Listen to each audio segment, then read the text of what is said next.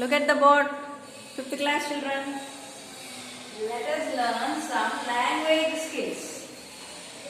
Language skills from I Am Space, the poem, that is from the course book, page 24, 25, 26. As we have completed the poem explanation, let us learn the language skills. That is about idioms, children. Idioms are figurative speech. Let me show you what are they. See, language skills, 5th class children, page number 24, course book, language skills. Read the phrases from the poem. To speak to you children dear, you will only know if I actually hail. These are the two sentences which are figurative speech. దృష్టాంతాలుగా మాట్లాడిన sentences అనమాట. ఒకలాగా ఉంటుంది, words ఒకలాగా ఉంటాయి, meaning డిఫరెంట్గా ఉంటుంది. దానినే idioms అంటారమ్మా. Let me show you. These two phrases speak about the space or the universe. Did you notice that the space is trying to speak to us and convey some information? Is it possible? Can you expect these sorts of things to happen in reality? Space వచ్చి మనతో మాట్లాడుతుందా? అవునా, అది రియలా, అలా జరుగుతుందా అని అడుగుతున్నారు. These phrases don't mean what they say exactly. They are said with the intention to mean something else entirely. They are used as figure of speech. One such figurative speech is idiom. Figure of speech అంటే బొమ్మ చూపించి మనతో మాట్లాడడం అనమాట. Picture చూపించి మనతో మాట్లాడటం. వాటినే ఇడియమ్స్ అంటారు. కొన్ని ఉన్నాయి అలాంటి ఫిగరేటివ్ స్పీచెస్. అందులో ఒకటి idioms. Idioms are word combinations. Idioms are word combinations which have a different meaning than the literal meanings of each word. Word ఒకటి అవుతుంది కానీ దాని మీనింగ్ అదే రాదు, వేరొక మీనింగ్ వస్తుంది. దాన్నే ఇడియం అంటారు. మీకు ఎగ్జాంపుల్స్ నేను చూపిస్తాను. Learning a few idioms and using them while talking will not only add a little bit of spice to talk, but will also help you to convey what you want in less number of words. Idioms అనేవి ఏంటంటే మనం తెలుగులో ఎలాగా సామెతలు చెప్తామో ఒక అర్థం, సామెతకు ఒక అర్థం ఉంటుంది కదా, అలానే ఇంగ్లీష్లో కూడా ఇడియమ్స్ అని ఉంటాయి. వాటికి ఒక అర్థం ఉంటుంది.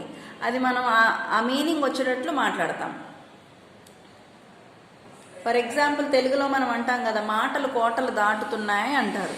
అంటే కొంచెం చేసే పని తక్కువ, మాటలు చెప్పే వాళ్ళని ఏమంటారు, మాటలు కోటలు దాటుతున్నాయి అంటారు. అవునా? నిజంగా మాటలు కోటలు దాటుతాయా? కాదు. దాని మీనింగ్ ఏంటి? ఇడియమ్స్ కూడా అంతే అనమాట. వాటి మీనింగ్ ఇవి కాంబినేషన్స్ ఆఫ్ వర్డ్స్. రకరకాల వర్డ్స్ని కలిపి ఒక సెంటెన్స్ చేస్తారు. అది డిఫరెంట్ మీనింగ్ ఇస్తుంది. Learning a few idioms and using them while talking will not only add a bit of spice to the talk, but will also help you to convey what you want in less number of words. అంటే చాలా పెద్ద meaning చెప్పొచ్చు, కానీ చిన్న చిన్న వర్డ్స్లోనే ఆ పెద్ద మీనింగ్ని దాచి ఉంచవచ్చు. వాటినే ఇడియమ్స్ అంటారు. తెలుగులో సామెతలు అంటారు. చూడండి, a short crisp talk is always better than a lengthy and boring one. అవునా?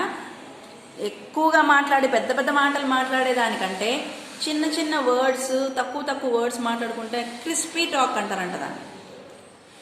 There is yet another advantage. You can say many things very subtly and won't sound rude too. అవునా? ఎవరినన్నా తిట్టాలనుకోండి, నీ మొహం ఎప్పుడైనా అద్దంలో చూసుకున్నావా అంటాం. అంటే రోజు చూసుకుంటాడు, కానీ అదొక వాళ్ళని స్మూత్గా వాళ్ళని మనము గద్దించడం అనమాట. అలానే ఇడియమ్స్ కూడా.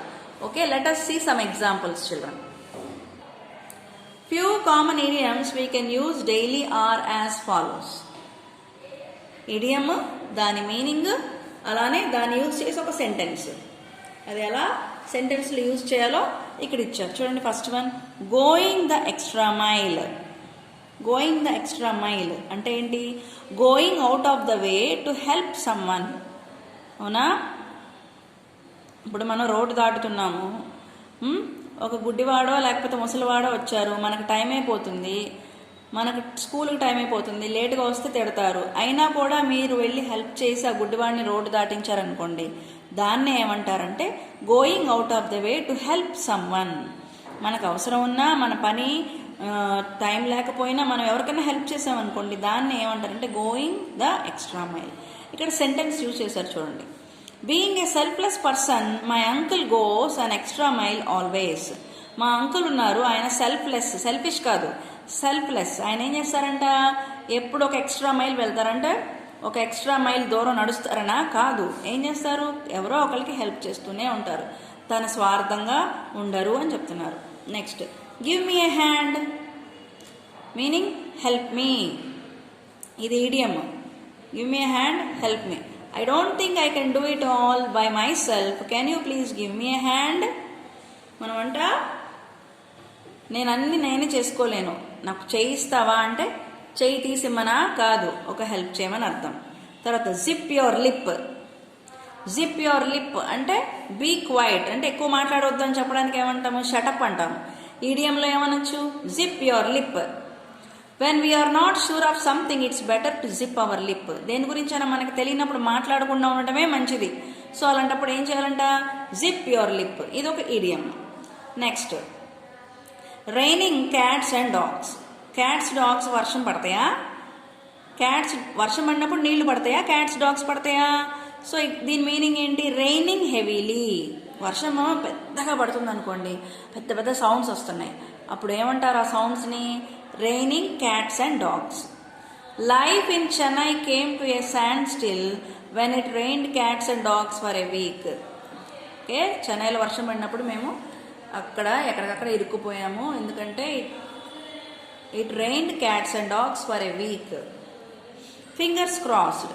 ఫింగర్స్ క్రాస్డ్ ఇలా అంటారు కదా, fingers crossed, fingers crossed. To hope that something happens the way you want it to. ఇలా అంటే మనం ఇలా పెట్టినప్పుడు అర్థం ఏంటి, మనం కోరుకున్నది జరగాలని కోరుకుంటున్నాం అనమాట. To hope that something happens the way you want it to. You will do the test well, for we all have our fingers crossed. నువ్వు బాగా రాయాలని కోరుకుంటున్నావు, ఎందుకంటే మేమందరము మా చేతులు ఇలా క్రాస్గా పెట్టాము, నీకు మంచి జరగాలని. Cock and bull story. Cock and bull అంటే కాకమ్మ కథలు చెప్పక అంటాం కదా మనము, అది ఇంగ్లీష్లో. కాక్ అండ్ బుల్ స్టోరీ అంటే అబద్ధాలు చెప్పినా, మనం నమ్మలేనివి చెప్పినా మనం ఏమంటాము, ఇలా చెప్తాము. కాకమ్మ కథలు చెప్పక అంటే cock and bull story. An unbelievable tale. దీని మీనింగ్ ఏంటి, an unbelievable tale. It is dangerous to tell cock and bull stories as none will believe you after a while. మనం ఎప్పుడు అలాంటి కాక్ అండ్ బుల్ స్టోరీస్, అట్లాంటి కాకమ్మ కథలు చెప్పినప్పుడు ఎవరు మన మాట నమ్మరంట. Under the weather. ఇది ఒక idiom, under the weather. Keeping unwell అంటే జబ్బు పడ్డం. My teacher could not come to school yesterday as she was under the weather. Beat around the bush. Avoiding the main topic or point.